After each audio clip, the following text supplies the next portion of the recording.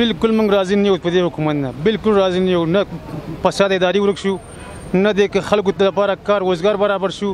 اصلا موږ د حکومت نه راضی نه یو. نه څه شوی ده هغه خو ویوړ، هغه پیسې خو ویوړ، نو څه پیژب شوی ده افغانستان کې؟ څه پیژب شته؟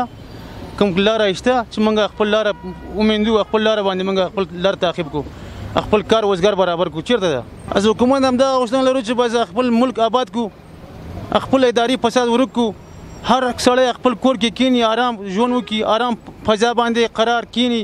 بس موږ حکومت هم دا غواړو. در اول یعنی خوب بود، تا جای خوب بود، مردم تا جای یکن خانه ساخت، ولی بعدا یکی جار جنجال‌های سیاسی بود یا چی بود، مثلا این دوسیه در متو آهسته آهسته سلسلهش سست شده رفت.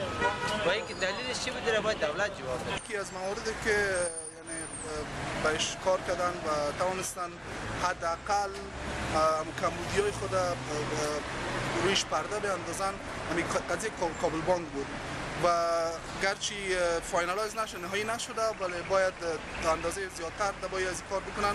ولی تا فعلا کارهایی که صورت گرفته خوب بوده، بد نبوده. در این مسئله یک چیز دیگر مورد نظر باید بگیریم که کسایی که دخیل بودن در قضیه کابل بانک تا اندازه از قدرت فوق‌العاده برخوردار بودن، یعنی دست حکومت تا اندازه کوتاه است به خاطر پیگیری دوسیه کابل بانک. نه بابا چی راضی هستیم کوکی جنگ دعوایی قندوز است کو جنگ دعوای قندوز مردم مسکین بیچاره در زیر جنگ و مرمی و چیز است. هیچ قضیه کابل بانک وقتی که اشرف غنی شش یک ماه که طول کشید بازو پس قضیه کابل بانک سقوط کرد. نکنم دوسیه برآمد، نکنم چیزی. ما تا فعلا که از این حکومت وحدت ملی میگذره در طول یک سال ما کدام پیشرفت هم ندیدیم و قضیه کابل بانک طوری که گفته شده قضیه کابل بانک پولایی که دزدی کرده کسایی که حال در خارج هستند و آنها را در خارج مصرف میکنه به آزاد.